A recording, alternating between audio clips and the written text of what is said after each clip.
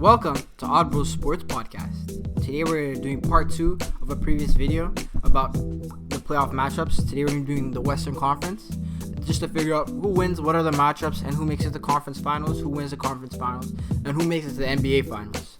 Without further ado, let's get into it. Alright, we're going to be talking about the West right now. Let's get into it. Okay, so number 1 seed, we got the Lakers, same as last time. We're just going to 1 versus 8, same as it would be in any other playoffs. So assuming the playoffs started today with the same seedings, we have the Lakers versus Memphis Grizzlies in the first round. And to be honest, this isn't much of a... It's not a serious, man. It's going to be sweep. It's going to be a sweep. I mean, Memphis is a young team. Yeah. They're building for the future, right? But they have exciting young cores, but in a couple of years, they're going to be a team to... Yeah, they're definitely be a team to watch out for in the future, especially if Dylan Brooks really starts to develop nicely and becomes a third piece that they need. Because the tandem of both John Morant and Jaren Jackson Jr. is terrifying. Brandon Clark. Yeah, so going forward, this is going to be very good. 2 years, they'll be in the play. They are in the playoffs right now. They're going to be in the playoffs for the foreseeable future. But we're going to talk about them as a contender, right? Yeah. They add a couple, a couple of pieces here and there, but yeah, in 2-3 years, they're going to be a very terrifying team. Lakers too much for them. Yeah, they're going to get swept this year, and that's not a bad thing. At least they made it, right? Yeah. I mean, considering San Antonio is not in the playoff, Portland is not in the playoff. New Orleans is not in the playoffs. I mean, they're garbage, to be honest. No, they're not. You're just a hater. You're just a hater on my team. Anyways, going on to our next match. We have the Clippers versus the Dallas Mavericks. I mean, the strippers. This is probably like a 5-game series. Oh, no, man. It's going to be a 7-game series. Man. No, it's not. Yeah. I understand you saying a lot of people think Clippers like the base team in the West. Probably the base team like in the NBA right now. That's what people think. But Dallas, they're not a joke, man. Dallas might not be a joke offensively, but they can. But now think about this. All of their main rotation guys have been suffering injuries. They've lost one of their big rotation pieces. Okay, yeah. Load management. Yeah, but no, you say load management, but I feel like when the time playoffs come around, they're going to be healthier. And not just that. When it comes down to it, Kristaps Porzingis always going to be a liability to get injured. So is Paul George. But who do you think is going to be more affected by those injuries? Because look at the size Kristaps Porzingis has. Dallas is deep. They have a lot of players coming off the bench. Yeah, but still, I feel like matchup-wise, like they're not going to match up. Because now, their whole entire offense is predicated on Luka Doncic, and I feel like in a playoff matchup with Doc Rivers, like they might steal a game. Nah, man. I don't take that away, but I don't think this is gonna go 7 games. I don't think it's gonna go 6 games. Clippers are gonna win. I'm not arguing with that. No, Clippers are gonna win, but I believe it's gonna be a 5-game series. Nah, I go 7, man. They have a top 3 offense in the West, top 5 defense in the West. They got 2 of the top 5 defensive players. Like one of their biggest weaknesses, they have too many chefs in their kitchen. Like Lou Williams can cook for you. Montreal can cook for you with Lou Williams, right? Morris can cook for you. Dallas only has really 3 players that can cook for you. Tim Hardaway. Yeah, Tim Hardaway. Steph Curry. Seth Curry. Yeah. But yeah, you put Patrick Beverly on. Delon Wright. DeLon Wright. Yeah. He can't create his own shot. He can't. KCP can't create. He's a point guard. That's what his job is. I don't like not with these guys on. Think about like Brunson. I mean, they have Jalen Brunson. Really? Is that like He's a dog. He's a dog. He can defend. He can defend on like a role player level. 10 to 12 point, which is what you need in the playoff. In the playoff, you need a player good. They're gonna shut down. Like they're gonna if they do Luka Doncic, their whole entire offense is gonna go down. There's a game Dallas won. Him not having to score like 20 plus point, right? Against but two. if he two. A couple team, I forgot who it was, but if Kawhi doesn't score 30 point, you can't win. Yeah, they can. No. Yeah, they can. That's We've just seen Lou Williams so many times choke. Yeah, because he went up against a Golden State team. If you put a tall guard on him, that's it. Paul George, he's well known for disappearing in the playoff, and so. But that's the thing. Now they have other guys that can carry the load. Now think like about it. Who? Morris is gonna. If Morris gives you 10 points, Lou Williams gives you 10 points. No. Morris is not consistent. He's like hot and cold guy. Like, This is but just a couple months back. This guy's really consistent, and then he didn't go to the Lakers, and his brother ended up going to the Lakers, and now you switch teams. no, he was playing in New York. This is recency bias, guys. This is bias on here for the Lakers, but it's cool, right? No, I'm saying when he was playing in New York, they didn't have anybody to go get a bucket for them, so he has the ball a lot. Julius Randle. Yeah, but he doesn't create. He creates his own shot, but I mean, it's questionable shots, but Yeah, still, exactly. he can get his own bucket. Morrison did everything he could to help that team win. So, because of that, he had to score like a 20 plus point. It looks good in a bad team, but when you put him in a good team, he doesn't get the ball as much as he did in New York. This is the same guy saying because he's a good player. You literally said just a couple months back, like, yo, yeah, this guy shoots plus 40% from three. If you put him on any team, he can still hit that level of consistency. But now, because he's not playing for the Lakers, the tune slightly changed. But it's okay. The Clippers are still going to win in 5. Clippers 7. So now we have Lakers and Clippers. Moving on to the second round. Okay. Now we got the Nuggets and the Rockets. Oh, wow. To be honest, this is like the worst matchup for the Rockets to come across. There's no way Houston can beat Nuggets. No, there really There's isn't. no way. I don't care who say what. Denver is too deep. Like, they have so many players can come in. Like, if you take any player from the starters, Besides Gary Harris. Yeah, you can put any other players from the bench. They can give you like 10, 12 points. I mean, they don't depend on just one player. They have a lot of players can get you a bucket, could defend. They have so many interchangeable parts. It's just crazy. They're a team with really good chemistry. They have continuity. They really haven't added any. Like, the last big piece they really did add was Paul Millsap in free agency. Otherwise, they drafted all of their other good pieces. Yeah. People are really sleeping on Kevin Porter Jr. Yeah, they are. I mean, Michael Porter Jr. He's literally going to be like, there's no one coming off the bench that's going to guard him. And if you put any of your starters on him from Houston, you're going to be leaving someone else alone, except for Gary Harris. Because I really do believe he's just becoming more and more of a non-factor. His efficiency is dipping in every single category. I don't even know why he's on this start. His defense has slipped greatly. But not just that. Who's going to guard Nikola Jokic? Especially Houston's playing small. They're mini ball. They're playing little ball. Because Denver, they play half court, right? They get you in that pick and roll. Oh, man. And not just that. With the pace that Houston plays at, now you're going to Denver with a much higher altitude. And some people don't understand how much of a difference that makes. Like me, I lived in a higher altitude country for the last 3 years, and it really does make a difference. Yeah. Like for my first 2-3 weeks, I could barely walk up a hill. I'd just be out of breath. So now, with the speed that Houston plays at, going back and forth with Denver, especially Denver being the home team. They still do that 7 second? Like their coach is well known doing that. 7 seconds or less? Yeah, just run, jack up a 3. I don't think Houston can get more than one game in this series. I think they might get 2 games, maybe, but the thing is... maybe at home. Another one of their big weaknesses is, James Harden and Russell Westbrook are kind of sloppy with the ball. And Jamal Murray, he might not be, an amazing on-ball defender, but he's one of the best thieves in the league. He's always, in the top 3, top 5 of stealing the ball. No, they don't turn the ball a lot, so it's just tough to... No, defensively, they're one of the best teams in the league. They're top 2 in the West. For defense, they had depth, and it's him and Jamal Murray doing that inverted pick and roll. It's you can't guard that. I mean, James Harden, he doesn't play defense. Westbrook, very inconsistent on defense. Yeah, so the only base guard in that team is PJ Tucker, right? And even that, Robert Covington. Yeah, even that, he's too small to guard a power forward.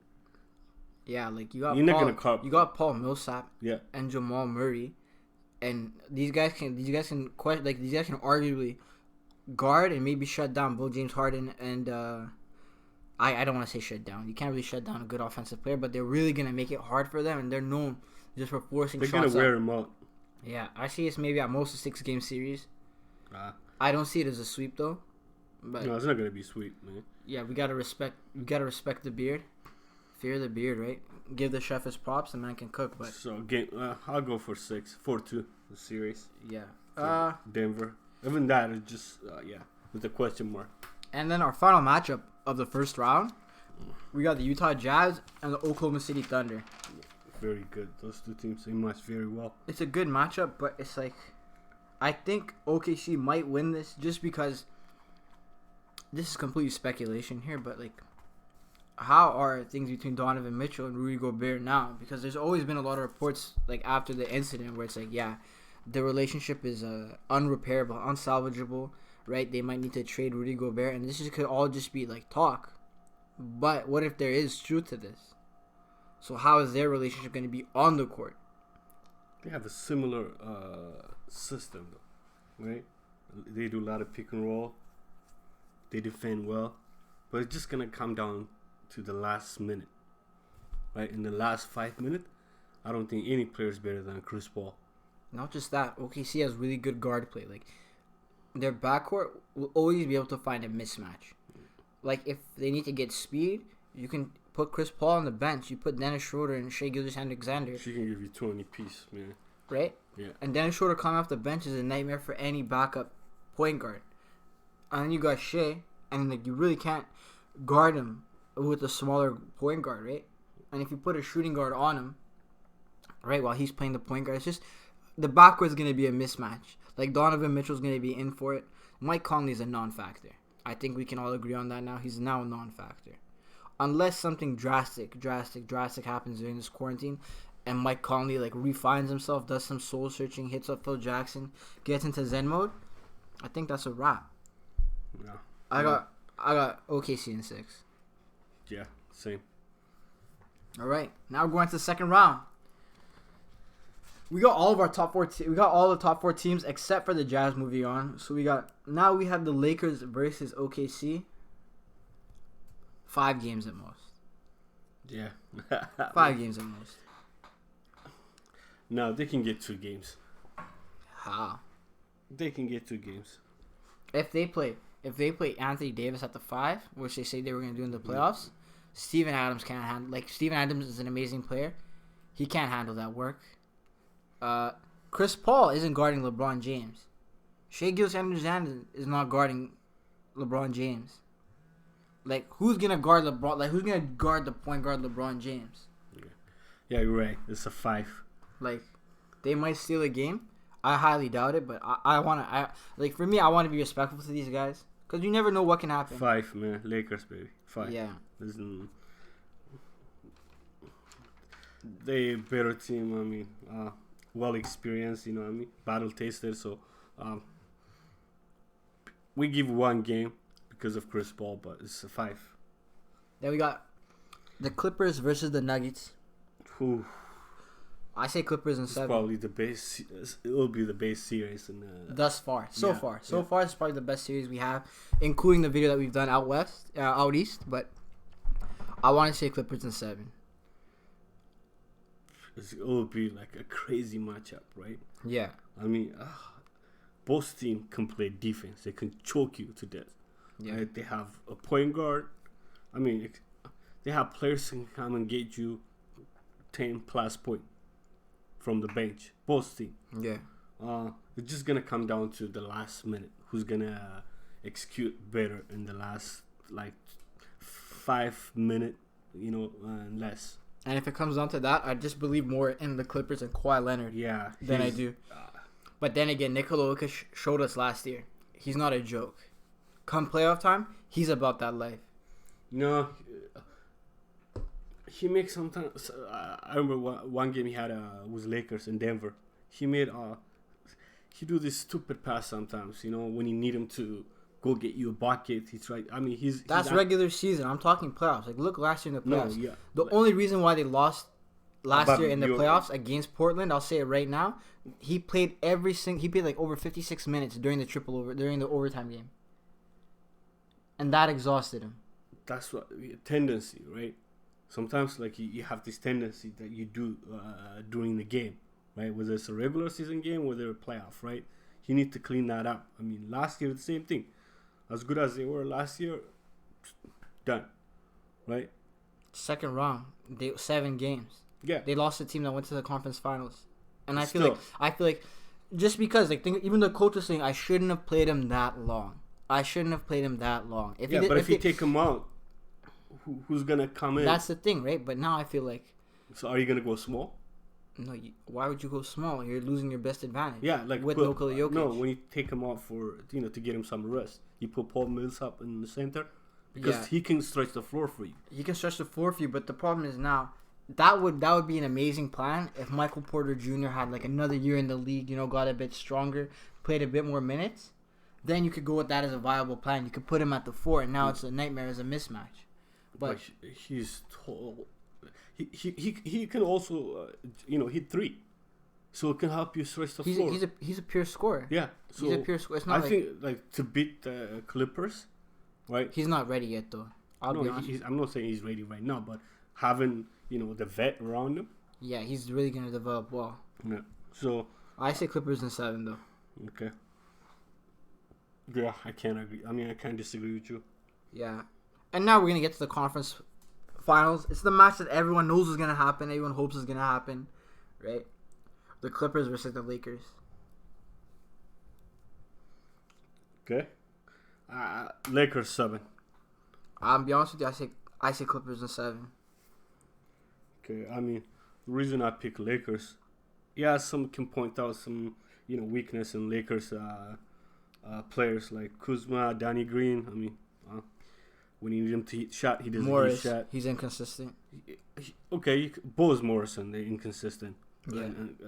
So, then it just come down between AD, LeBron versus Kawhi and Paul George, right? To be honest with you, I think this whole entire series, it's not about LeBron, it's not about Kawhi, it's not about Paul George. The difference maker in this series always been the bench. Is not even the bench, AD. I think Anthony Davis is going to be the difference in this playoffs. If he plays well, the Lakers are going to win because nobody can guard him. If he's playing well, nobody's going to guard him. Okay, let me give you some. Remember the first 2 games Clippers and Lakers played? Right? Clippers won, right? And the last game, that's why I give Lakers a slight chance winning this because their coach, he's Frank Vogel? Yeah. His commitment for details, right? He's a defensive-minded coach, right? Yeah. So the first 2 games we lost, right? Then the third game when they, I think, was it a Christmas? No, it wasn't Christmas. No, it was, Christmas you guys lost. Yeah. It was right after they played Milwaukee. Yeah. So what did they do? The one thing they kept doing is put Lou Williams in the pick and roll. Yeah. Right? So now the Clippers have to decide, okay, if we take Lou out, we have to put Pop. Which is better on defense, but not but on offense, you can leave him open, double team Kawhi, right? I think that's why, I give Lakers a slight chance, getting the chips. I don't know, but I mean, if you go like that, you could just do the same, right? But I think, Clippers have a better bench. I don't think it's just about the bench because I really do feel like we've seen it a couple years now. Paul George and LeBron James, they really match up well. Like Paul George can play against LeBron, and so can Kawhi. But I think Anthony Davis playing at center now, Ivica Zubac is gonna guard him. I don't know about that. Montreal is gonna guard him. Like they don't inspire much confidence. If AD plays well, the Lakers are gonna win the series. But if he doesn't play well, I mean the first 2 games, especially the first game we watched, right in the fourth quarter, and people start making an excuse for him, saying, "Wow, the team hasn't gelled yet, this and that." But if you don't give him the ball, right? If you don't involve him in the offense, he's the type of player just sit. Anthony Davis? Yeah, that game was just. But they need to get him involved because as good as LeBron is, right? You could say he's the greatest player of all time. I don't want him to be on a ball in the fourth quarter. I want him to like he did the last game, right? Go inside, man. Get in the paint. They can't guard you. LeBron can't shoot from outside. That's the thing. If LeBron's like, "Oh, I'm gonna shoot from outside," I remember during the All-Star game. He pulled up out of nowhere. I don't know. I respect his confidence, but LeBron shouldn't be shooting. At most, LeBron should shoot 3-pointers a game. At most. No, he needs to be more inside. Player. He's the type of player just back you down, just score those high percentage, high percentage looks. But even then, it's like I feel like Kawhi and Paul George can guard LeBron James. They're not scared of LeBron James. But who's guarding Anthony Davis? Anthony Davis is going to be the X factor in this series. If Anthony Davis plays well, the Lakers are going to win. If not, they lose. I remember Charles Barkley said the same thing. It's going to come down how you guard Anthony Davis. If you play well, Lakers win. If he doesn't play well, Clippers win. So in any series, in any series the Lakers play, it's going to be AD, especially going to the finals. Yeah, considering like we have a lot of like Danny Green. I don't know why they're paying $50 million. I don't even want him on the starting lineup. I want Kuzma to play as a starting. The weaknesses of this team are like this. So there's like if you go to the Lakers, they have inconsistent role players. Yeah. KCP. I usually have choice words to use for KCP, but this is a family-friendly podcast, so I'm not gonna say what I usually say. But KCP is inconsistent. So is Danny Green. So is Kyle Kuzma. Yeah. Okay. You can make an excuse for him being young, right? I'm just saying.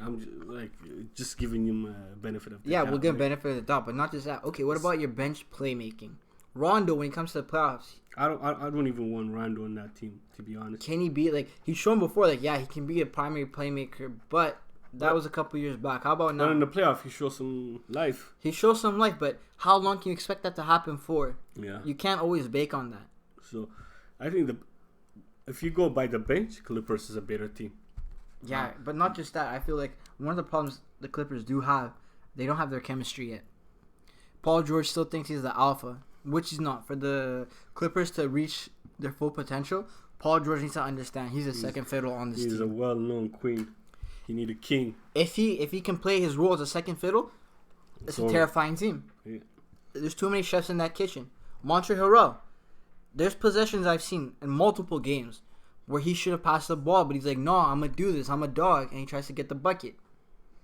So, I don't know. Their chemistry, too many chefs. They're kind of inconsistent sometimes. Like, one game, they'll show you they're the best team in the league. So, Lakers is 7, man. I still go Clippers in 7, but it's a toss-up. You can't go wrong either way. And, yeah.